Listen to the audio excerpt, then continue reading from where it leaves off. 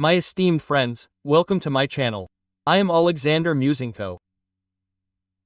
September 19th, Friday, and to your attention my traditional briefing on those events that I define as relevant, important and worthy of your esteemed attention. Let's discuss everything that has happened important over the past day. What does this mean, what to expect and where are we moving in general? So, events have taken place in Britain. Donald Trump was received, he has already left Britain and is flying on his business. We will talk about this now. But before that I would like to note the following.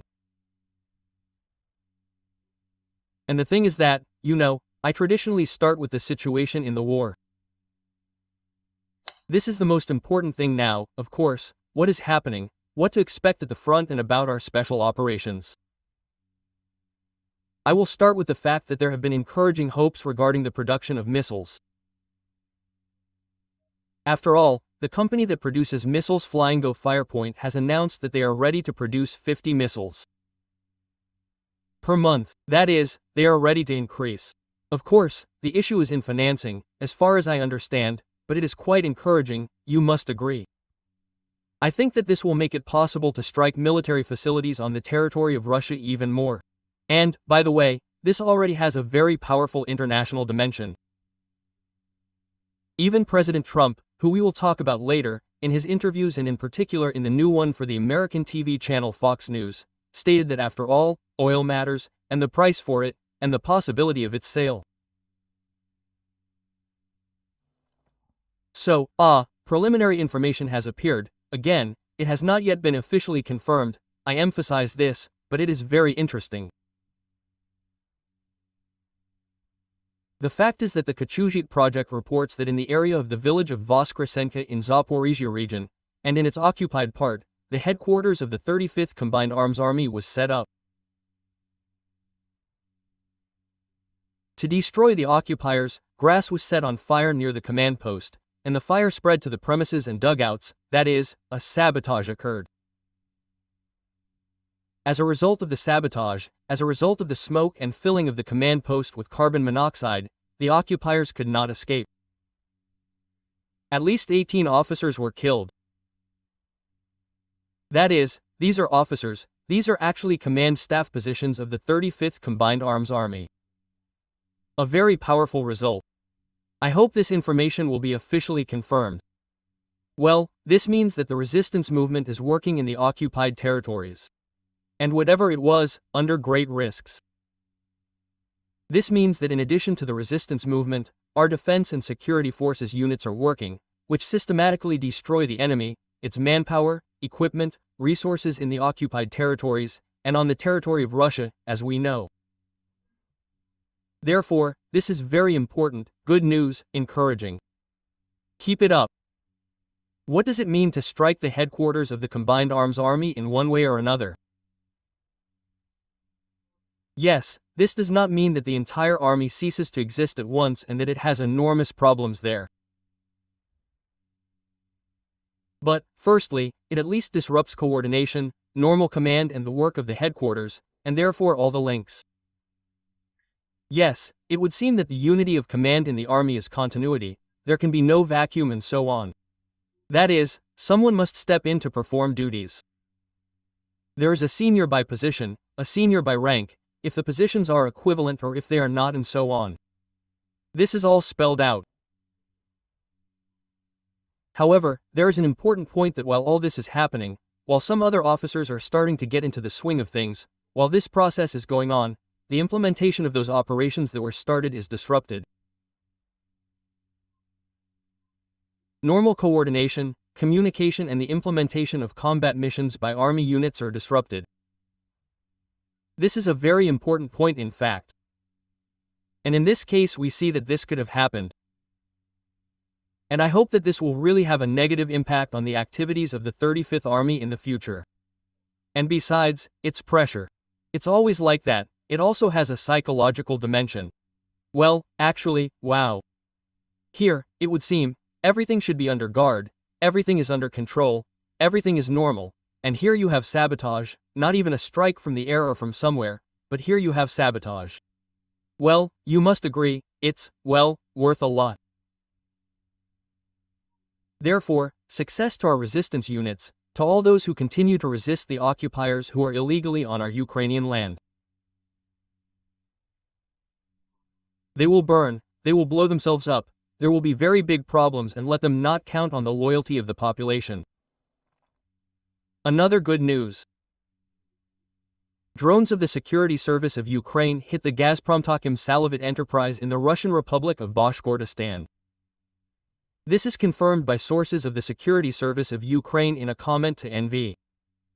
On Thursday, September 18th, long-range drones hit the LUAVT-4 installation in the heart of the plant. It is responsible for purifying oil from water and salts, as well as for its conversion into gasoline, diesel, gas, and fuel oil. Sources in the Security Service of Ukraine specified that the plant is located approximately 100 kilometers from the front line in Ukraine. It is one of the largest oil refining and petrochemical enterprises. Deep strikes deep into Russian territory demonstrate that safe regions no longer exist and will not exist for the enemy. Why did I mention and start with Flamingo that there is also hope for both these types of weapons, as well as other long-range drones, that our capabilities will grow? And will the US help us with this? Because they can help, but more on that later. In addition, the Special Operations Forces of the Armed Forces of Ukraine put the Volgograd refinery on hold. On the night of September 18th, units of the Special Operations Forces struck the Volgograd oil refinery in Russia.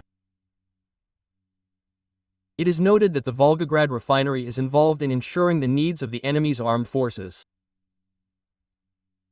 This plant is the largest producer of fuels and lubricants in the Southern Federal District of Russia. The annual processing volume is 5.7 million, or, 15.7 million tons. Well, I think you will forgive me for such mistakes. Still, 15.7 tons, which is 5.6% of this oil processing in Russia. According to preliminary information, the work of the refinery has been stopped as of now, and the Special Operations Forces continue to inflict asymmetric actions in order to stop the enemy. We see the work of our defense and security forces. The Armed Forces of Ukraine, please, the Special Operations Forces, the Forces of Unmanned Systems, other components are working. The Security Service of Ukraine, as a representative of the security agencies, also at the system level in order to reduce the enemy's capabilities. And in the meantime, and, by the way, how this will still affect and how this can have a positive effect on our Ukrainian-American relations, I will tell you later. But before that, I cannot fail to mention that the Supreme Commander-in-Chief of the Armed Forces of Ukraine, President Volodymyr Zelensky, visited, well, practically the front line, practically positions close to zero, and where he awarded the Ukrainian military who participated in the counter-offensive operation in the Dobropol direction. There, a meeting was held with the Commander-in-Chief of the Armed Forces of Ukraine, General Alexander Syrsky, with the military leadership, command, and military personnel in order to understand the real situation on the battlefield. And, of course, what to adjust our actions. General Syrsky, as the Commander-in-Chief of the Armed Forces, is quite often on the front line, coordinates the implementation of tasks, gives instructions that are precisely necessary in order to change the situation for the better for us. And here, President Zelensky, who also travels to the front, who also visits various directions, gets acquainted with the situation on the ground, visited. And it was stated that the Ukrainian Defense Forces are continuing the counter-offensive operation in the Dobropol direction and there are successes, liberated territories and cleared settlements. That is, well, let's say, they did not allow the enemy to develop the advance that he wanted, in order to advance further. But it is clear that active offensive actions of the Russian troops are currently ongoing, that they have not abandoned the achievement of their tasks in trying to break through further, to capture as much Ukrainian territory as possible.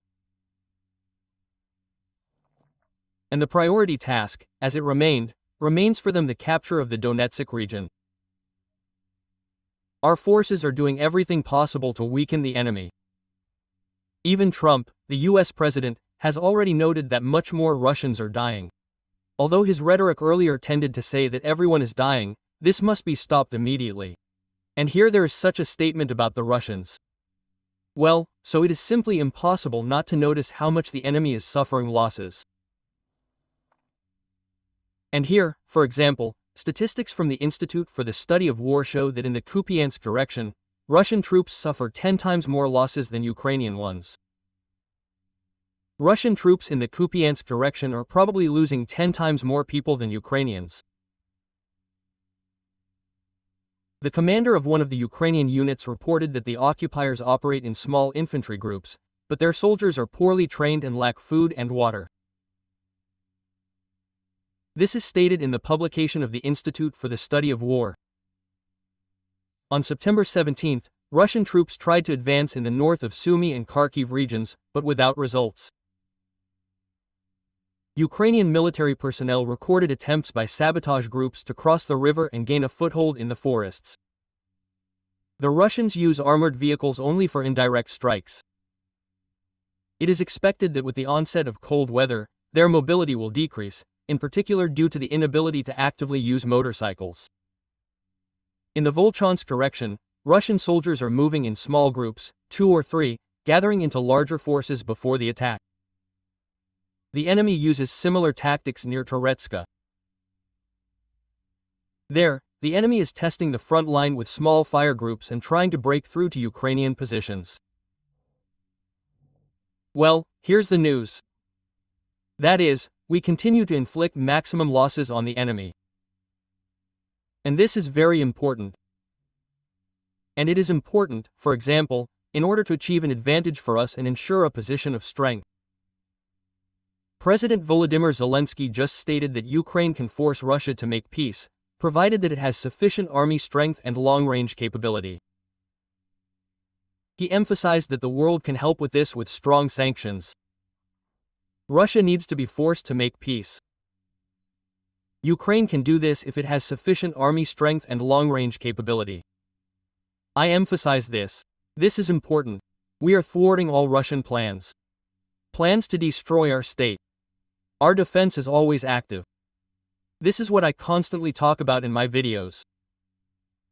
That it is not just static, but Dobropilia clearly demonstrated that there are counterattacks.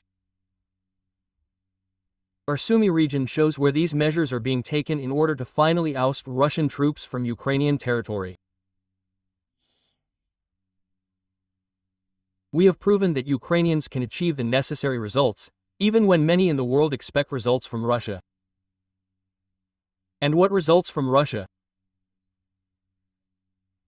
Let's talk specifically, after all, because I hear so often statements now. I read the publications of analysts from Western colleagues that Russia, they remain strong, they have opportunities. So I have a question. Look at the situation on the front. Look at what is happening. Look at the enemy continuing to suffer losses, that the enemy misses our strikes, that the enemy misses strikes on Russian territory. That we are the opposite. That is, why do we say, why, excuse me, it's not us, but someone in the West or somewhere, that Russia. On the contrary, we need to say, look at the example of Ukraine. Is anyone ashamed, and is anyone afraid to admit that anyone has more fear than the heroic Ukrainian people, who continue to show and say with their selfless struggle, no, no, no, we shouldn't have thought and drawn any stereotypes about Russia, that it can be beaten, that it can be fought against, and that it must be done. And every day, every week, our defense forces demonstrate this. And the president noted that he could make peace with Ukraine, of course, by adding strong sanctions against Russia. And now about sanctions. And here we turn to the interviews and statements of the President of the United States of America, Donald Trump, who made a number of statements during his official visit to Britain. They can be traditionally interpreted as somewhat controversial. Well, for example, the head of the White House noted, "I thought this would be the easiest option because of my relationship with President Putin, but he let me down." He really let me down, the US president stated. The reporter asked, "You say that Putin has let you down. Have you found out, have the negotiations reached a dead end, and what are your next steps to end this war?" Quote, "Putin has let me down. He is killing many, but he is losing even more people. Isn't this the first time? He is losing even more," even President Trump, who has never made such statements before, states. Honestly, Russian soldiers are dying more often than Ukrainian ones. That's a fact.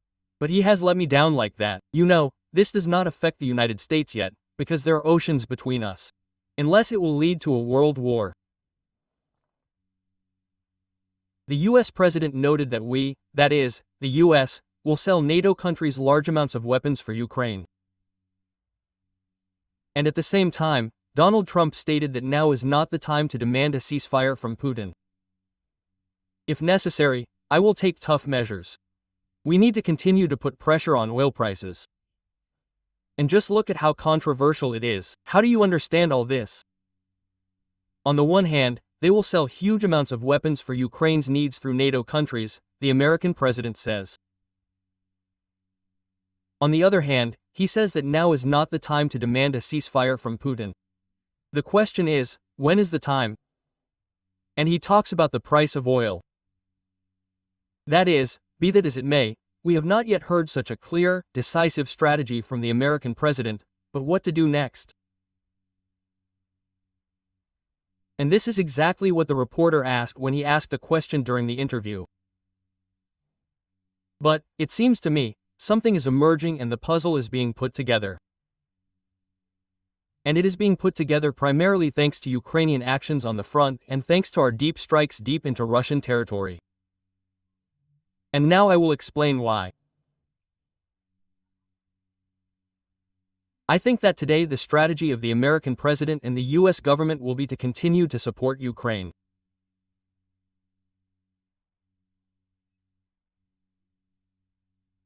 Who remembers my videos? Just when I was thinking about what strategy US President Donald Trump would choose, I was just talking about what it would be. There are three options to go about, that he will take some openly pro-Putin position and go into self-isolation. The US will leave, although, in my opinion, this is completely impossible in the 20th century. The second is that there will be serious pressure on Russia, which is also not happening. And now we are actually observing the third option. It is gradually gaining momentum, although, of course, President Trump will never admit this. But okay, let's not call it Biden's strategy. Let's call it the same as what was there a year or 2 years ago.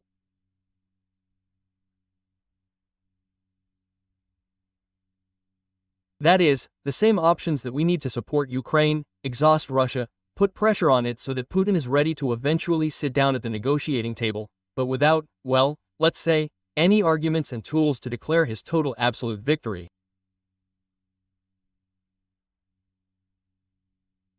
That is what we need to understand in the end. That is, put pressure. Therefore, weapons. Therefore, I think the strategy is the following.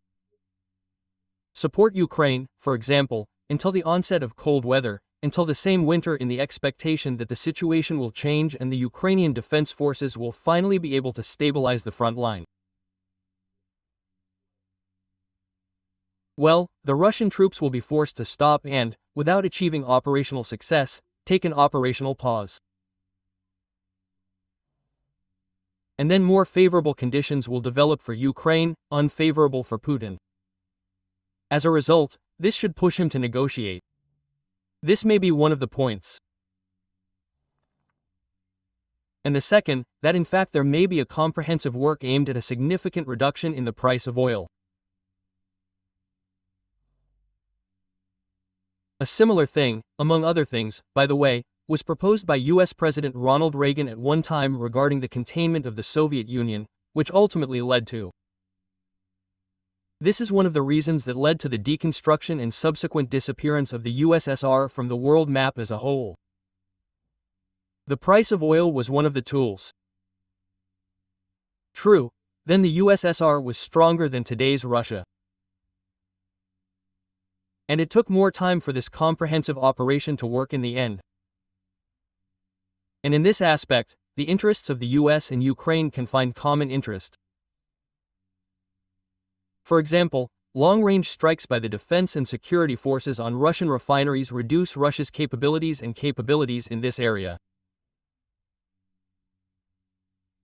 On the other hand, if such deep strikes do not lead to a sharp drop in oil prices, they lead to a slowdown in the refining of oil and, as a result, the production of petroleum products. That is, which as a result leads to a reformatting of the oil market, to an increase in the share of the United States in this market, to a decrease in the Russian one.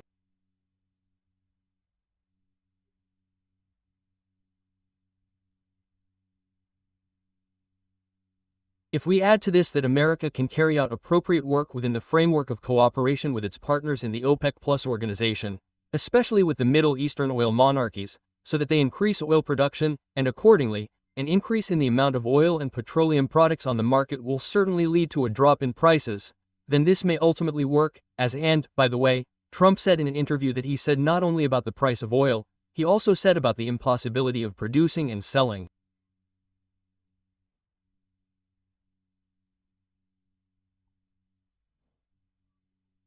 That is, well, that's understandable, and Ukraine is working to reduce Russia's capabilities, both for production and for oil refining.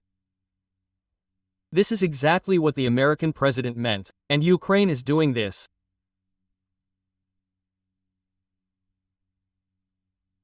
That is, today we are, and I think why I say that this is a chance for us to communicate even more with the United States, because today we can say this in the development of this idea of Trump.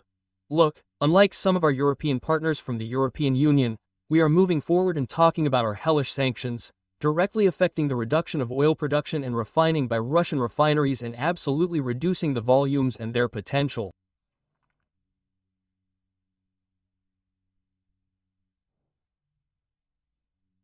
And due to potential agreements with OPEC, it is possible to achieve.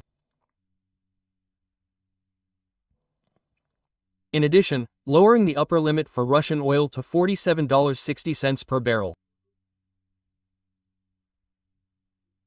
In addition to the EU, Britain, Japan, New Zealand, Australia also joined this initiative the day before. And we are finally waiting for the 19th package of sanctions that promises to hit financial institutions, crypto exchanges, cryptocurrency and in particular the Russian shadow fleet even harder. This is also what we are talking about. The sanctions, by the way, can be finally approved, or, well, actually get closer to approval either on September 19th or the 22nd. I hope that this will be done in the end. But, for example, Slovakia and Hungary, well, here's how it goes. Slovakia and Hungary will resist pressure from Trump to reduce imports of Russian gas and oil until the EU finds alternative supplies. This was stated by the ministers of these countries, reports the American agency Bloomberg. Before we can fully assume our obligations, we need to create the appropriate conditions, otherwise we risk seriously harming our industry and economy. This was said by the Minister of Economy of Slovakia. Well, let's see how much Bratislava and Budapest will be enough to resist Washington, Trump and, well, not refuse, because just when we are talking about oil, there are insignificant volumes, 3%, from Russia to the EU, mainly Slovakia and Hungary. Well, this has long been necessary to stop, as well as the oil company Druzhba. That's all. Well, we simply need to forget about it. This should not happen. Here we cannot give any loopholes to Putin. There must be alternative ways. They are. Croatia offers Hungary and Slovakia mechanisms for supplying oil. So what is the problem here, after all? Well, a large Polish delegation headed by the Deputy Prime Minister, Minister of National Defense and Security of Poland Władysław Kaczyński visited Ukraine. There were meetings. Accordingly, Ukraine and Poland, as a result, are creating a joint working group on unmanned aircraft systems. This was reported by the Minister of Defense of Ukraine Denis Shmyhal. According to Mr. Shmyhal, the central element of the working group will be joint training programs. It will also facilitate the exchange of operational knowledge and experience in the field of UAVs, develop and test methods of using and countering drones, integrate innovative technologies, strengthen interoperability between the armed forces of Ukraine and Poland, and ensure compatibility with NATO standards.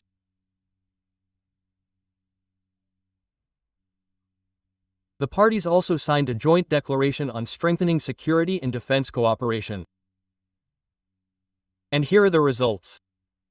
In the end, I will tell you, well, we need to strengthen cooperation, we need to strengthen interaction, look for common ground, build alliances. We hope that we will strengthen our time with both Slovakia and Hungary, but for this we need to stop buying Russian oil. Well, Friedrich Merz, the German Chancellor, shared his thoughts on what would happen if Putin won the war or if his conditions were finally accepted. Here's what Merz says. If the war in Ukraine ends on the terms of the Kremlin dictator, this will only encourage him to look for the next goal. He said this in a speech in the Bundestag. Putin has been testing the limits for a long time. He sabotages, spies, kills, tries to create danger. In addition, Merz emphasized, this activity of the Russian ruler has recently become obvious in Germany. They say that Russia is deliberately trying to destabilize German society. But, ladies and gentlemen, we will not allow this, Merz addressed and added that Germany must strengthen its resilience and defense capabilities. It is important to deter our opponents from further aggression and to bring allies and partners closer together. We also hope for rapprochement with Germany. By the way, in one of the German towns, I saw a photo that resonated with me very much.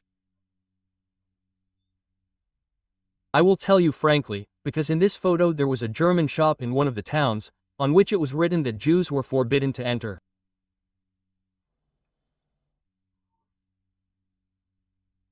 Well, then the owner of this shop explained that it was because of Palestine, listen, Germany, when such signs appear, what is the historical memory completely blocked? We have already forgotten what happened and what trials Germany went through and the policy of denazification, etc. It is unacceptable. It is unacceptable. It is simply not needed. Well, when we talk about the protection of values and the absence of discrimination, it should concern everyone, especially in the European Union. Well, they brought the owner to justice, actually.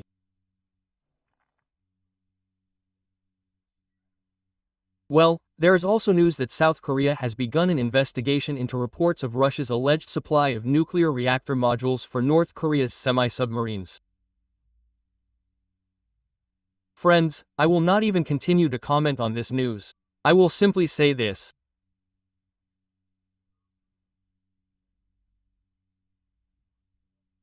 I spoke about the elements and conditions of cooperation, and about the fact that Pyongyang sends its manpower to support Russia in the war against Ukraine, that one of the conditions is the supply of modules for semi-nuclear submarines, that Russia helps to develop the Kimjin fleet, that Putin and Kim are agreeing on this, that North Korea will pose a danger to South Korea, to Japan, to US allies in the Pacific region.